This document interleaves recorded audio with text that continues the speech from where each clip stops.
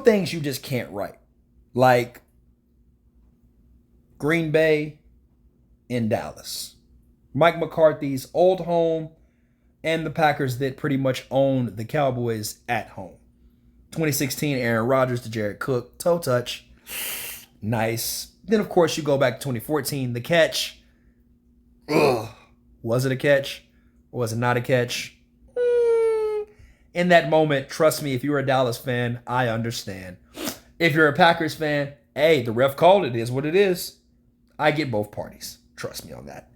But in this case, we've got a little bit of a mixture. It's no longer the Aaron Rodgers and the Romos. It's the Dak Prescott and a little bit of love on the other side. You guys got to love this. No pun intended, but I love doing this. Get it? Okay, all right. I'm done. Anyways, right now, the Packers, I think, it's the Packers and the Rams that I think are the most dangerous teams in the NFC right now because they're finally getting it together. Outside of the 49ers, of course, obviously, they reign supreme over the NFC, and it is been proven a fact, right?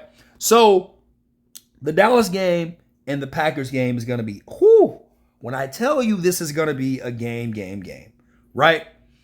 And like I did with my Texans video and Browns video, check that out, by the way. Go Texans, I am a fan. But I am not looking at it from a fan's point of view. But I'm looking at it as, a mutual ground. But Dallas, Packers, I break it down like this. Quarterback, running back, receivers, O-line, D-line, pretty much, well, I'll just say defense in general, right? Who wins, who doesn't, who has the tie, who doesn't. And I give you a score at the end, and we'll go with that. So first things up, we're going to talk about quarterback play. Jordan Love versus Dak Prescott. I think that Jordan Love is not better than Dak, but he makes better plays than Dak at his career in this moment right now. In this setting of time period, these past 8 weeks, we have watched Jordan Love grow up amongst our very own eyes. When I say that, I say it with a decision on watching the style of play, right? I think that Dak is a little bit more conservative. He does go missing in games. I think that Dak sometimes doesn't give his all. I also think that Dak sometimes just will light you up out of nowhere. And he's not a game manager. That's the crazy thing about it. Dak can really play really well. It's just how and when. What kind of Dak are you getting on, pretty much on Sunday? What Dak are you getting? We need to know. That's the thing, right? If I knew what Dak we were getting, then I could tell you, okay, yeah, blah, blah, blah, blah, blah.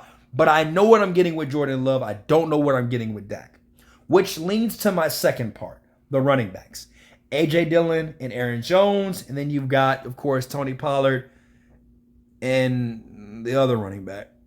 Like, I'm not going to lie to you, bro. It's not like the Cowboys really have a deep running back room, which is crazy because they have a really good O-line, but we'll get to that in a second. I am really more sold, of course, obviously with the Packers in their running game. But I wouldn't be surprised if Tony Pollard and them run the ball as well. I think that Tony is not an every down back. I think they should have kept Zeke. That's just my opinion on the outside looking in because Zeke still had a lot left in the tank. Not like he was on a good team with the Patriots, but he just had a lot left in the tank. I don't think that he was bad. But more or less, I think that A.J. Dillon and of course Aaron Jones, they're more seasoned running backs in these situations.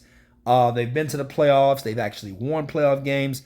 They've actually, done well. They've implemented plans. They can both be lead backs if they have to. So it's kind of like a versatile thing for them. So right now the Packers are up 2-0 over the Cowboys when it comes to the positions of the quarterback and the running back. And like I said, I don't think that Jordan Love is better than Dak. I think that Jordan Love is better than Dak right now in this moment in the span of 8 weeks of what I've seen. I think career-wise, yes, Dak is clearly better. But that's just what I've seen in the past few weeks, how we've watched Jordan Love progress as the game went along. Him and Matt LaFleur finally got along, and it's actually working. With that being said, Jordan Love, in order for him to make these connections work, guess what? He's got to have receivers, right? So, receiving-wise, outside of CeeDee Lamb, Michael Gallup, and now, of course, Brandon Cooks, they've got to really start using Brandon Cooks a lot more, galloping them. CeeDee Lamb, if they put the right coverage on CeeDee Lamb, bro, like Jair Alexander, something like that, they can literally take them out of a game. And that's what we don't want to do. We don't want that to happen, right? So you really got to start saying to yourself, who is going to be that X factor for the Cowboys when it comes to catching the ball from Dak? And on top of that, I like Ferguson, I like Shoemaker, I like their tight ends. I really do like their tight ends. A lot of people were kind of skeptical with Shoemaker coming out of Michigan. I'm a huge fan of him playing with the Dallas offense. I like him there. Now, on the other side of the ball, the Packers, they got a list of receivers. They got a lot of young gunners. So with that being said, of course, you've got Christian Watson. If he can stay on the field, Jaden Reed, who I wanted to come to the Texans, but that's nor here nor there. Then on top of that, Romeo as well. Then they've also got some pretty good receivers. Tight ends as well, too, on top of that, man. So these are things that I'm starting to look at, and I say to myself, as a person on the outside looking in, I really like these matchups. I think that the matchups lean more towards Green Bay when it comes to skill position, but we're going to get into the depth of how this skills position can work. Offensive line goes to the Cowboys 110%. Because when matters most, I can honestly say I despise the Cowboys. Jerry Jones knows how to draft O-line. And he rarely, in my lifetime, he's rarely missed. I don't even think I have to Google a bad offensive lineman that Jerry Jones drafted. But right now, in the hindsight of things, they can control the tempo of everything, their offensive line. And I don't think that the Packers offensive line can do that, especially when we say the matchups of how they have to deal with the Cowboys.